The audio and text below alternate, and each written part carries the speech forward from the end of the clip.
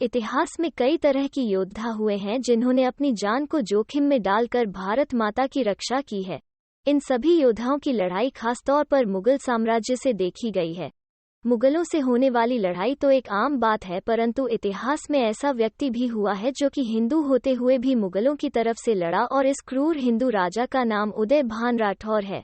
इस नाम का जिक्र हाल ही में रिलीज होने वाली फिल्म तानाजी की कहानी में सुनने को मिला।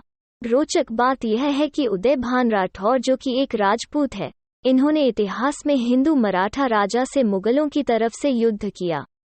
इस कहानी से सभी के दिमाग में एक ही सवाल आता है कि आखिर कौन था उदय भान राठौर जिसने अपनी ही माटी को दगा दिया। उदय भान सिंह राठौर एक राजपूत योद्धा था जिसके हौसले बुलंद थे। उदय भान तलवारबाजी में निपुण थे, उनके आगे अच्छे टिक नहीं पाते थे। जब उदय भान राठौर युद्ध करता था उसे नजरअंदाज कर पाना नामुमकिन था, लेकिन उदय भान एक राजपूत राजा नहीं थे, अपितु कोंडाना किले के एक रक्षक थे जिन्हें मुगल राजा जय सिंह प्रथम द्वारा नियुक्त किया गया था। यह औरंगजेब के कार्यकाल में मुगल सेना के सेनापति थे। उदय भान सिंह राठौर जाति से एक हिंदू राजपूत है, लेकिन इतिहास में इन्होंने मुगलों का साथ दिया। इन्हें औरंगजेब द्वारा मुगलों का सूबेदार बनाया गया, लेकिन ऐसा कैसे संभव हुआ? एक हिंदू राजपूत जो कि हिंदुस्तान का है, उसने कैसे मुगलों का साथ दिया? क्यों वो मुगलों की तरफ से अपने ही हिंदू देश के मराठा छत्रपति शिवाजी महाराज के खिलाफ लड़ा, और कैसे मुगलों ने इस पर इतना विश्वास किया कि इसे कोंढाना जैसे बड़े किले की जिम्मेदारी सौंपी?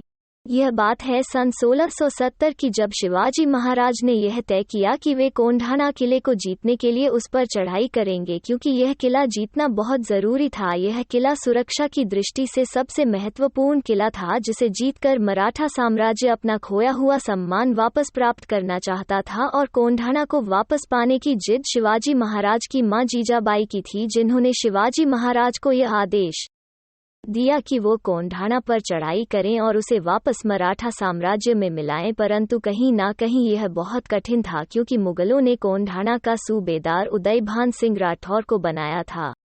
उदय भान सिंह राठौर एक बहुत ही शक्तिशाली योद्धा था, और वह शुरुआत में हिंदू साम्राज्य का ही वफादार था, लेकिन बाद में उसने मुगलों को अपने शौर्य से प्रभावित किया और उनके साथ मिलकर उनका सूबेदार बना। आखिर ऐसा क्यों किया था उदय भान ने?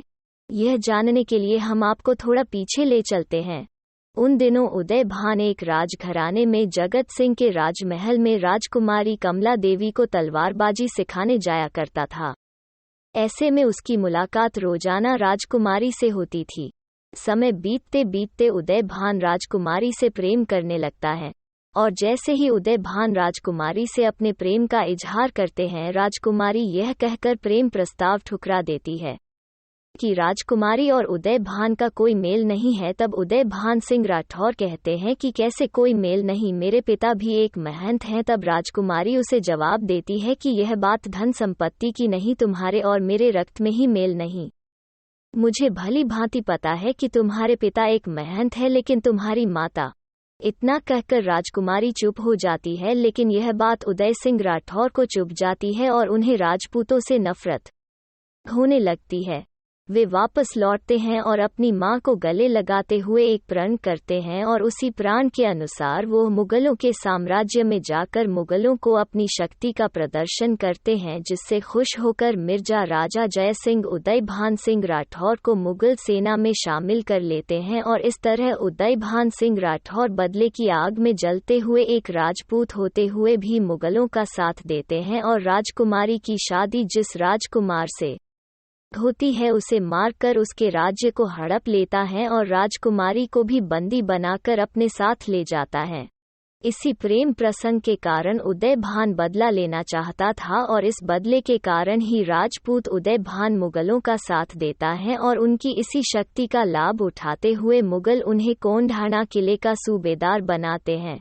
दोस्तों, यही कारण था कि एक हिंदू राजपूत होते हुए भी उदय भान मुगलों की तरफ से लड़ता है। लेकिन इस कहानी को जानने के बाद फिर एक प्रश्न दिमाग पर उठता है कि आखिर उदय भान सिंह राठौर की मां वो कौन थी? क्यों उनकी मां के कारण राजकुमारी कमला ने इस प्रेम प्रस्ताव को ठुकरा दिया था?